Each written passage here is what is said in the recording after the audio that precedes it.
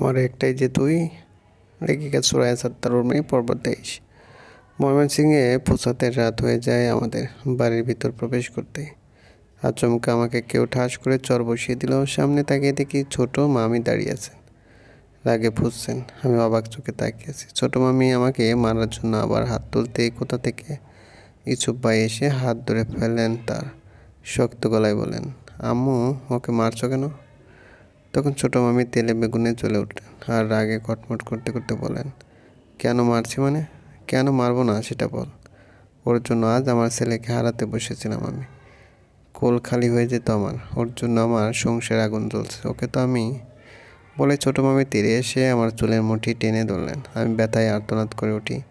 তার এহেন কাজে হতভম্ব উপস্থিত সবাই। তিনি এমন কিছু করবেন সবার ভাবনার বাইরে ছিল। ইসুফ তৎক্ষণাৎ এসে মামির হাত থেকে আমাকে ছুটিয়ে চেঁচিয়ে বলল, আম্মু কি শুরু করেছো তুমি? এসব কেমন ব্যবহার তোমার? ওর এখানে কোনো দোষ নেই, কেন বারবার দোষী সাব্যস্ত করতে চাইছো?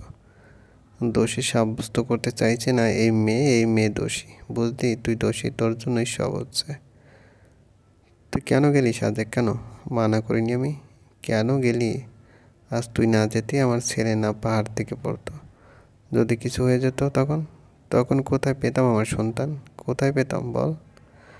কথাগুলো চেঁচিয়ে বলছেন মামি আর হাঁপাচ্ছেন।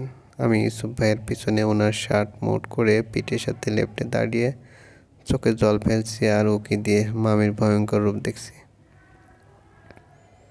মামিকে দেখে ভয় হচ্ছে খুব, সাথে রাগে দুঃখে অপমানে মরে যেতে ইচ্ছে করছে।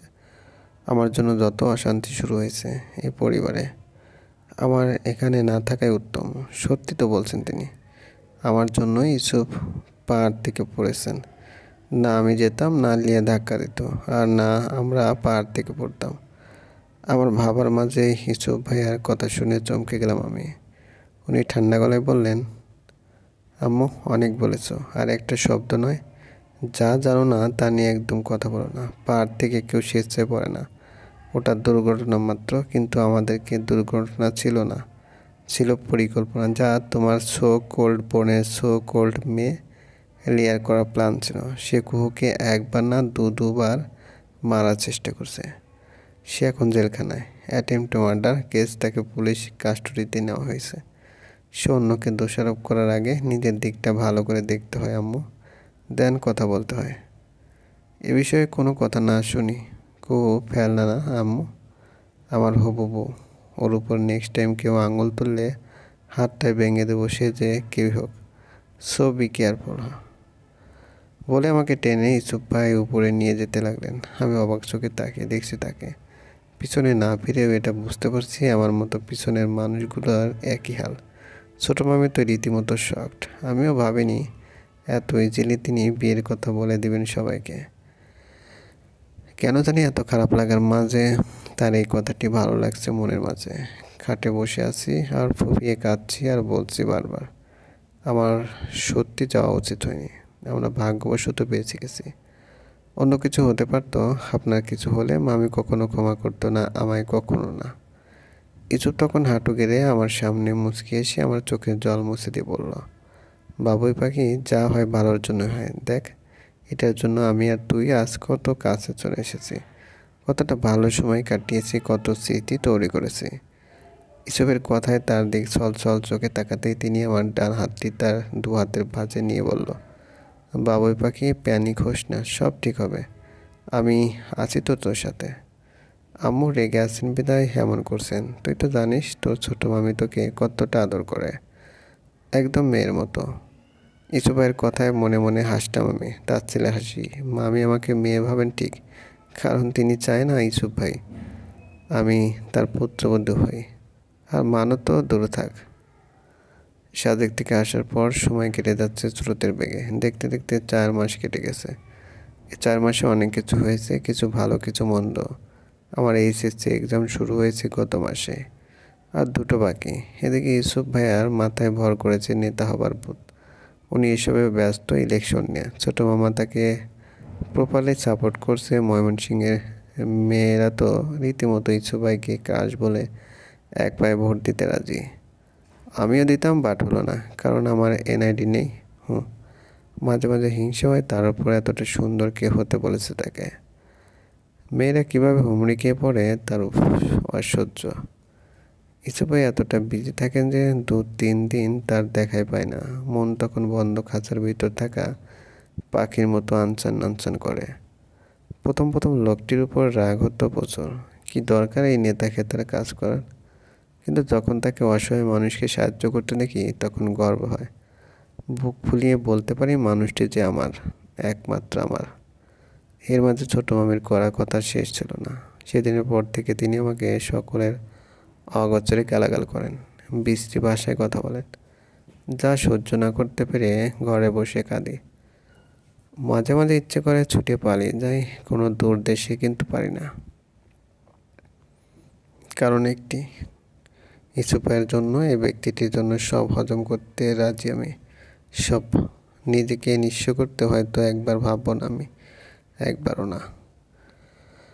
রাত বাজে 1:30। বইয়ে মুখ গেজে পড়ছি, বলে এক্সাম আছে, কিন্তু মনোযোগ দিতে পারছি না। কারণ আজ কদিন যাবৎ আমার নেতা সাহেবের দেখা পাচ্ছি না। ওনাকে কল করলেই এখন ব্যস্ত, পড়ে কথা বলছি বলে ফোন কেটে দেয়। তখন আমার ছোট মনে হু হু করে কেঁদে ওঠে। রাগে দুঃখে তাকে আর কল না দিয়ে ফোন বন্ধ করে বসে থাকি। আমার থেকে এখন তার কাজটাই যে বেশি, আমি কে? যেমনটি আজও করেছেন উনি। আমি আবার পড়তে ট্রাই করলাম, তখনই খটখট করে নক করলো দরজায়। ঘড়িতে তখন 2টা। এ সময় কে এসেছে তা বুঝতে একটু সময় লাগেনি আমার। লজ্জায় লাল নীল হতে হতে দরজা খুলতে দেখতে পাই আমার নেতা সাহেবকে। সাদা পাঞ্জাবি, চোখে চশমা, উস্কো খুস্কো চুল আর ক্লান্তি মাখা মুখ খানি দেখে ধক করে উঠল। মনের মাঝে কিছুক্ষণ আগে জমে থাকা রাগটুকু ছুমন্তর হয়ে গেছে। কতটা ক্লান্ত তিনি। আমাকে দেখে হাসলেন তিনি, ক্লান্তি মাখা হাসি। তার এই হাসিতে কান্না পাচ্ছে আমার। বলতে ইচ্ছে করছে, কি দরকার ছিল আপনার এসব কাজ জড়াতে, কিন্তু মুখ ফুটে কিচ্ছু বলতে পারলাম না, কিছুই না। তিনি ভিতরে ঢুকে আমাকে খাটের উপর বসিয়ে আমার কোলে মাথা রেখে শুয়ে পড়লেন। এটা নতুন কিছু না, বিগত কদিন যাবৎ এসবই চলছে। তিনি ক্লান্ত শ্রান্ত হয়ে ফিরে আমার রুমে এসে আমার কোলে মাথা দিয়ে পেটে মুখ গুজে ঘুমিয়ে যান। তার এহেন কাজে মনের মাঝে দোলা দেয় অনেক অনুভূতি। তার এই ক্লান্ত মাখা মুখটি দেখে নাও করতে ইচ্ছে হয় না, বরং ভালো লাগে, খুব ভালো লাগে। আমার ভাবনার মাঝে ইচ্ছুক ভাইয়া বলে ওঠেন, বাবুই পাখি, সত্যি খুব ব্যস্ত ছিলাম রে, রাগ করিস না প্লিজ। তুই না বুঝলে আমাকে কে বুঝবে বল। তার ক্লান্ত মাখা কণ্ঠ বলা কথা শুনে চোখ থেকে 2 ফোঁটা জল গড়িয়ে পড়ল। চারদিকে আধার বলে দেখতে পেল না ইউসুফ ভাই। তখন নিজেকে সামলে হেসে বললাম, না নেতা সাহেব, রেগে নেই আমি। আপনি ঘুমুন, আমি মাথায় হাত বুলিয়ে দিচ্ছি।